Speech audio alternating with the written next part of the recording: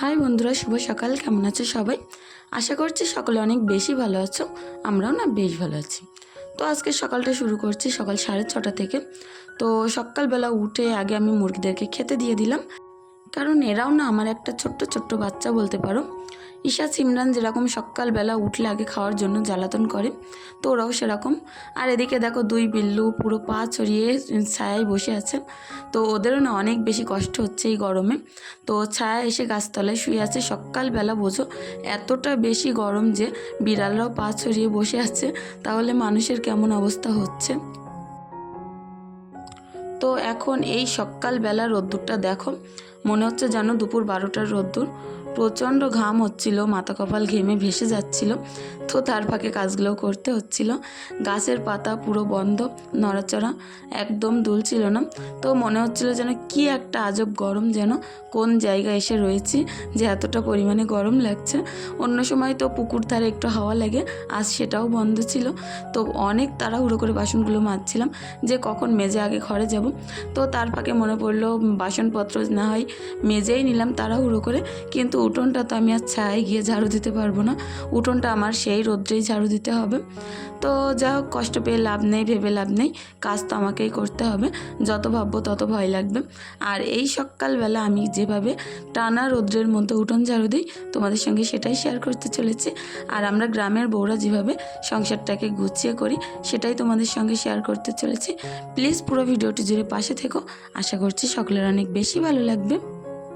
তো আমি কড়াটা অনেকক্ষণ ধরে ডলে নিলাম, কারণ কড়ার কানাকুনিগুলো কেমন জানি তেলচিটে তেলচিটে একটা দাগ হয়ে গেছে। তো সেগুলো ডলে নেওয়ার পর এখন কড়াটা বেশ ভালোই পরিষ্কার পরিচ্ছন্ন লাগছে। তো এগুলো না বেশ কিছুদিন যদি একটু আলসেমি করা হয় যে হালকা করে মাজবো, তো কড়ার কোনাকানিতে দাগ হয়ে যায়, কালির দাগ, একটা তেলের দাগ। তো সেটা আমি তো মেজে সুন্দর করে পরিষ্কার করে বাসনপত্রগুলো নিয়ে এখন ঘরে চলে যাব। তো বাসনপত্রগুলো ঘরে এসে এই টানা রোদ্দুরের মধ্যে আমি এখন ঝাড়ু দিয়ে নেব। আর সবথেকে বেশি কষ্ট হয় যে এই পাতালতাগুলো উঠোনে যে ছোট্ট ছোট্ট গাছগুলো আছে এর মধ্যে আটকে যায়। কতবার যে ঝাঁটা ঘুরাতে হয় তার ওপর দিয়ে, তারপরে যে পাতাগুলো বের হয়। তো প্রচণ্ড গরম লাগছিল, কষ্ট হচ্ছিল, তার মাঝখানেও কাজগুলো করছিলাম। আর এই উঠোনটা ঝাড়ু দিতে দিতে বেশ অনেকখানি সময় আমার সকালবেলা চলে গেছিলো। তো ভাবছিলাম সকাল সকাল দোকান খুলবো। তো আজ আমি 7:30 8টার মধ্যেই দোকান প্রায় খুলেছিলাম। তো অনেক তাড়াহুড়ো করে কাজগুলো করছিলাম। যত তাড়াহুড়ো করে করতে পারবো, গরমের সময় কিন্তু ততটা তাড়াতাড়ি দোকানটা খুলতে পারবো। তো উঠোনটা ঝাড়ু দেওয়া হয়ে গেলে বাইরের কাজ তো আমার হয়ে যাবে। তারপরে যাব দুটো ঘর সুন্দর করে গোছাতে, আর গুছিয়ে ঝাড়ু দিয়ে নেব। তো খাটটা আমি আগেই গুছিয়ে নিয়েছি, আজ ভিডিওটি শেয়ার করতে পারলাম না, কারণ যত দেরি হয়ে যাচ্ছে তত আমার মাথার ভিতরে চমচম করছে যে কখন দোকানে যাব, দোকানটা খুলবো।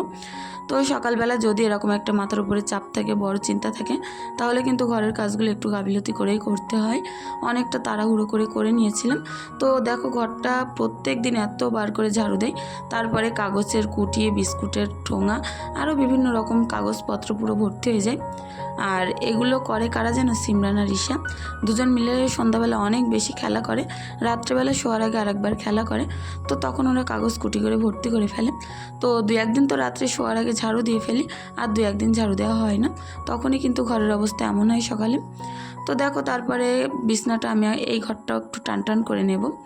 তারপরে দেখো বিছনা চাদরটা ছেড়ে দিয়ে অনেকটা ভালো লাগছে। তো গোজা ছিল, আমি একটু ছেড়ে দিলাম, দেখছিলাম যে ছেড়ে দেওয়ার পরে বেশি ভালো লাগছিল। তো এখন দেখো খাটের তলাগুলো একটু পরিষ্কার করে নেব। তো সরি, ভুল হচ্ছে, এটা তক্তপোষের তলাটা একটু পরিষ্কার করে ঝাড়ু দিয়ে নিলাম। তারপরে মেঝেটা কিন্তু ঝাড়ু দিচ্ছিলাম, দেখে মনে হচ্ছিল মোটেও ময়লা নেই, কিন্তু ঝাড়ুর আগায় যে এতটা পরিমাণে ধুলো হচ্ছিল বলবার কথা নয়। তো গরমের সময় কিন্তু এটা স্বাভাবিক ব্যাপার যে রাত্রে মুছে শুলেও সকালের মধ্যে যা তাই অবস্থা হয়ে যায় মেঝেটা। তো বালি কিসকিস করছিল, আর এই বারান্দাটাই মূল উদ্দেশ্য বালি কিসকিস করার, কারণ এটা তো ঢালাই দেওয়ার মেঝে নেই। তো এটা দিয়ে যে ঝাড়ু দেয় যখন পুরো ধুলোয় পাউডার হয়ে যায়। সমস্ত ঘর ঝাড়ু দেওয়ার পরে যখন আমি বারান্দাটা ঝাড়ু দিতে আসি, আর এর থেকে ধুলো উঠে সকল ঘর পুরো ভর্তি হয়ে যায়, রান্নাঘর ভর্তি হয়ে যায়। তো দেখো অনেকটাই ধুলো বালি কিন্তু আমি এক জায়গায় করে নিলাম, আর এইসব ছিল এই বারান্দারই ধুলো। তো তো এটা ঝাড়ু দেওয়া হয়ে গেলে সিমরান ঈশাকে একটু গুছিয়ে নেব, কারণ এক্ষুনি দোকানে যেতে হবে। আর সবসময় বাচ্চাদেরকে বাইরে বের করার আগে আমি চেষ্টা করি একটুখানি সুন্দর করে টিপ টিপ পরিয়ে বের করানোর জন্য। এতে করে দেখতে অনেকটা ভালো লাগে, পরিষ্কার পরিচ্ছন্ন লাগে। আর বাচ্চা কাচ্চা দেখবে পরিষ্কার পরিচ্ছন্ন থাকলে কিন্তু সবাই অনেক বেশি যত্ন করে। তো ঈশাকে তো ছোটোবেলা থেকেই বের করার পরপরই আমাদের গ্রামের ও বিভিন্ন রকম মেয়েরা বাচ্চারা নিয়ে বেরিয়ে যেত কোলে করে নিয়ে। তো ওকে ছোটোবেলায় বাইরে আমি বের করতাম, আর আমার কোল থেকে এও টেনে নিয়ে চলে যেত। যখন ঘরে ঢোকার টাইম হতো তখন আবার কিন্তু ওকে দিয়ে যেত। তো তার মধ্যে আমি এখন মাজা বাসনপত্রও তো উপর করে নিলাম। যাই হোক, এখন চলে আসলাম দোকানে। অনেকখানি পথ অতিক্রম করে গরমে প্রচণ্ড কষ্ট হচ্ছিল। তো আগে আমি মালপত্রগুলো সুন্দর করে বাইরে বের করে নেব, তারপরে কিন্তু দরজার পাল্লা টাল্লাগুলো খুলে দেব।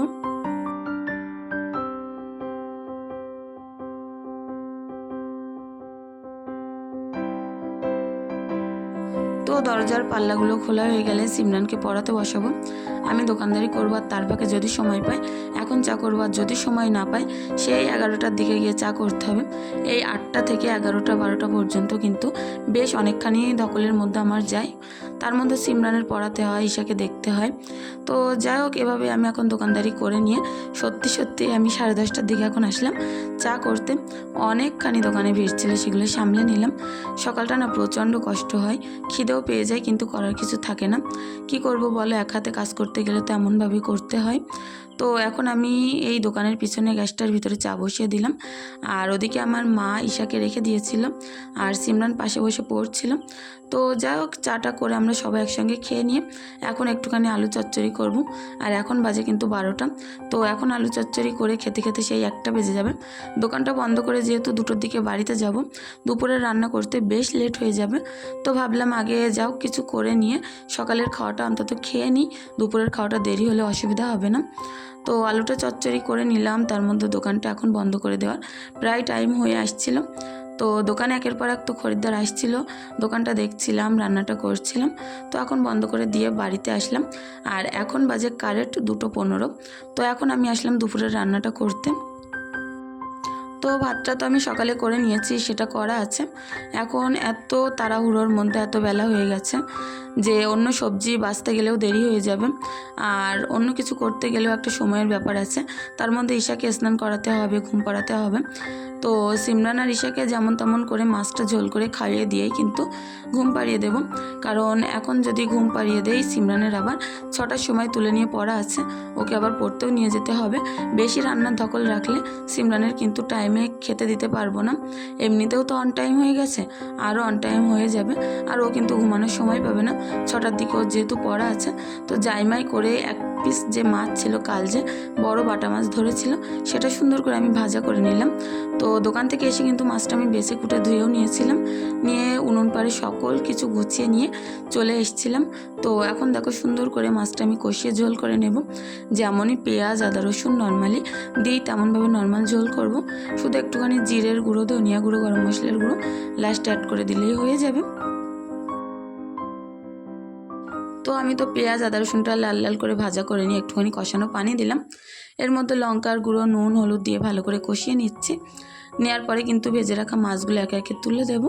তো এক হাতে রান্না করছিলাম, এক হাতে পাতা দিয়ে জাল করছিলাম। তো জাল দিচ্ছিলাম, রান্না করছিলাম, চারিদিকে এক হাতেই করতে হচ্ছিল। ঈশা এদিকে প্রচুর জ্বালাতন করছিল ঘুমাবে বলে, তো অনেক তাড়াহুড়ো করে রান্নাটা করছিলাম। ভাতটা তো হয়ে গেছে, ভাতটা আর কী করতে দেখাবো বলো, শুধু মাছ ঝোলটাই করলাম। তো যাই হোক, উনুনে আমি সকল রান্না যেভাবে করলাম তোমাদের সঙ্গে কিন্তু সেটা শেয়ার করলাম। আর তোমরা আমার উনুনে রান্না করা দেখতে অনেক বেশি ভালোবাসো, তো আমিও চেষ্টা করি উনুনে রান্না করতে, তোমাদের সঙ্গে সুন্দর করে শেয়ার করতে। তো সকল কাজকর্ম করতে এই গরমের মধ্যে, প্রচণ্ড গরমে যে এতটা পরিমাণে কষ্ট হয়, তো তার মধ্যেও চেষ্টা করি তোমাদের সঙ্গে শেয়ার করার জন্য, যে আমার কাজগুলো দেখে তোমরা যদি সামান্য অনুপ্রেরিত হও তো প্লিজ চ্যানেলটিতে সাবস্ক্রাইব করে পাশে থাকতে পারো। আর যারা আগে থাকতে সাবস্ক্রাইব করে রেখেছো তারা প্লিজ একটি লাইক একটি কমেন্ট করে দিয়ে যেও। আর আমার ভিডিওটি কেমন লাগলো দেখার পরে অবশ্যই তোমাদের মতামতটা জানিও, কারণ তোমাদের এই একটা সুন্দর কমেন্ট না আমাদের পরবর্তী ভিডিওতে অনেক বেশি মোটিভেট করে। তো এখন তো মাছ ঝোলটা হয়ে গেল, সব কিছু গুছিয়ে ঘরে নিয়ে যাওয়ার পালা। তো যাই হোক, তারপরে সিমরান ঈশাকে খাইয়ে দিলাম, শুয়েও দিয়ে আসলাম। তো তারপরে আমি এখন স্নান করে চলে আসলাম সেই 4টের দিকে। এখনও প্রচণ্ড রৌদ্রের তাপ, এখনও ভালোই রৌদ্র আছে। তো তার মধ্যে এখন সুন্দর করে জামাকাপড়গুলো একটা একটা করে মেলে দেব। তো এখন কিন্তু সন্ধ্যাবেলায় জামাকাপড় মেললেও রাত্রে ভালোভাবে শুকিয়ে মসমস করছে। তো যাই হোক, একটা একটা করে সিমরানের, আমার, ঈশার জামাকাপড়গুলো কেচে ধুয়ে মেলে দিয়েছিলাম। তো সেগুলো সন্ধ্যার বেলা দেখে তুলে নেব। তো এখন পালা হচ্ছে একটুখানি হাতে মুখে ক্রিম মেখে নেওয়ার। তো যাই হোক, অনেকগুলো বোতল আমি ভরে নিলাম। তো তারপরে সেই বোতলগুলো ফ্রিজে দিয়ে রাখবো, কারণ এই গরমের সময় না ঠান্ডা পানি খেতে প্রচুর ভালো লাগছে। তো এটা অনেকখানি অসুবিধা হতেও পারে, তবুও সেই মন মানছে না। গরম হয়ে যাচ্ছে, বাইরে যে পানি রাখছি, বোতলে যেই পানি রাখছি মনে হচ্ছে যেন ফ্ল্যাক্সে রাখা, এতটা বেশি গরম হচ্ছে। তো সিমরান ঈশাকে তো খাইয়ে শুয়ে দিয়েছিলাম, কিন্তু ওরা কিন্তু উঠে বাইরে সেই খেলা করছে। তো ভাবলাম আমি যখন একেবারে শোবো খেয়ে একটু, তখনই পাশে নিয়ে শুলে নিশ্চয়ই ঘুমিয়ে পড়বে, কারণ ঈশা তো বাচ্চা মানুষ, পাশে করে না শোয়ালে কিন্তু ঘুমায় না। তো সিমরান ওদিকে নিয়ে খেলা করছিল, করতে থাক, আমি একটুখানি নিজের যে স্কিন কেয়ার কি বলবো আর বলো, নিজে একটুখানি ক্রিম মেখে নেবো, কারণ মুখটা অনেক চরচর করছে। আর এত প্রচণ্ড টানের সময় মুখটা মনে হচ্ছে যেন শুকিয়ে, ঠোঁটগুলো শুকিয়ে যাচ্ছে আবার। তো একটুখানি নিভিয়া সফট আর ভ্যাসলিন দিয়ে নিলাম, নিয়ে এখন আমি খাওয়া দাওয়াগুলো কমপ্লিট করে তারপরে ঈশাকে আর সিমরানকে ঘুম পাড়াবো। তো ঘুম পাড়িয়ে তারপরে যাব আমি একটুখানি বাইরে। তো বিকালে একটা ভিডিও শ্যুট ছিল, শর্ট ভিডিও, কাঁচা আম মাখা। তোমরা এখনও পর্যন্ত যে যে না দেখেছো, তো প্লিজ আমার শর্ট ভিডিও দেখে নিও। কাঁচা আম কীভাবে আমি মাখা করেছি, কাল একটা শর্ট ভিডিও আমি পোস্ট করেছি, তো সেখানে দেখলেই তোমরা বুঝতে পারবে। তো সেই ভিডিওটি করে তারপরে সিমরানকে পড়তে দিয়ে আসলাম। তো এখন আসলাম দোকানদারি করতে। আমি দোকানে বসলে হাজব্যান্ড কিন্তু যাবে মাল আনতে। তো দোকানদারিগুলো করে বাড়িতে আসবো আবার। তো বাড়িতে এসে সিমরানকে নিয়ে পড়াতে বসলাম, কারণ এখন রাত্রে অর্ধেকটা পড়া ওর কমপ্লিট করাতে পারলে সকালবেলা কিন্তু চাপটা কম থাকবে। একটা দুটো বই থাকবে, তো সকালে সেগুলো কমপ্লিট করিয়ে দেবো। তো ঈশাকে এখন ঘুম পাড়িয়ে দিয়ে সিমরানকে পড়াচ্ছিলাম, ওইভাবে আসলাম রান্নাঘরে, কারণ দুপুরে তো দেখলেই শুধু মাছ ঝোল করেছি। এখন একটুখানি করব ডিম সিদ্ধ আর ডাল করব, কারণ রাত্রে আমার হাজব্যান্ড মাছ তো এমনিই খায় না, রাত্রে মোটেও খাবে না। তো আমডাল করতে বললো, রাত্রে এখন আমডাল করে নেব। তো আমটা আমি সুন্দর করে পিস পিস করে এখন কেটে নেব। নিয়ে ডালটা কিন্তু ওদিকে প্রেশারে একটা সিটি দিয়ে নিয়েছিলাম, পুরো সিদ্ধ হয়ে গেছিলো। ডালের মধ্যেও এখন পালা হচ্ছে আমগুলো দেওয়ার, নুন হলুদ দেওয়ার। আর তার মধ্যে আমি পেঁয়াজটা একটু কেটে নিচ্ছি, কারণ পেঁয়াজ আর জিরে দিয়েই কিন্তু ডালটা ফোড়ন দেব। তো আমডাল তো এতে তো আর শুকনো লঙ্কা দিতে পারবো না, আমডালে তো আর শুকনো লঙ্কা দেওয়া যায় না। তো পেঁয়াজ আর জিরে দিয়েই ডালটা ফোড়ন দেব। তো ওপাশে আমি বসিয়ে দিলাম যে প্রেশার কুকারটা, দিয়ে এপাশে কড়া বসিয়ে দিয়ে পেঁয়াজগুলো লাল লাল করে ভেজে নেব। তো আমি ওদিকে নাড়ছিলাম আর এদিকে পেঁয়াজগুলো কড়ার মধ্যে দিচ্ছিলাম। তো এখন পেঁয়াজগুলো লাল লাল করে ভাজা হয়ে গেছে, এর মধ্যে একটুখানি জিরে দিয়ে দেবো, গোটা জিরে। আর ওদিকে আমি নুন হলুদ দিচ্ছিলাম, দিয়ে সুন্দর করে ডালটাও কিন্তু ভালোভাবে ঘুটে নিচ্ছিলাম খুন্তি দিয়ে। আর এদিকে পেঁয়াজগুলো আর যে জিরে আছে, এখন জিরেটা বের করে সুন্দর করে ফোড়ন দিয়ে নেব। নিয়ে কিন্তু ভাজা ভাজা করে নিয়ে ডালের মধ্যে ঢেলে দিলেই রেডি হয়ে যাবে আমার পাতলা করে আমডাল। তো যাই হোক, আজকের ভিডিওটি আর বেশি দূর বাড়াতে পারবো না। তোমরা সকলে অনেক বেশি ভালো থেকো, সুস্থ থেকো, আমাদের জন্য একটুখানি দোয়া করো যে আমরা যেন ভালো থাকি। আর আগামী দিন চেষ্টা করবো আরও নতুন সুন্দর একটা ব্লগ নিয়ে তোমাদের সামনে হাজির হতে। শরীর যদি সুস্থ থাকে অবশ্যই চেষ্টা করব নতুন সুন্দর একটি ব্লগ নিয়ে আগামীকাল আসতে। তো ততক্ষণে তোমরা অনেক বেশি ভালো থেকো, সুস্থ থেকো। তো কালকের না পরশুদিনের ব্লগে দেখিয়েছিলাম না, আমগুলো কেটে রোদ্রে দিয়েছিলাম। দুটো রোদ খাওয়ানোর পরে আমগুলো দেখো কতটা বেশি মচমচ হয়ে গেছে। তো যাই হোক, আজকে এখানেই বিদায় নিচ্ছি। সকলে ভালো থেকো, ধন্যবাদ।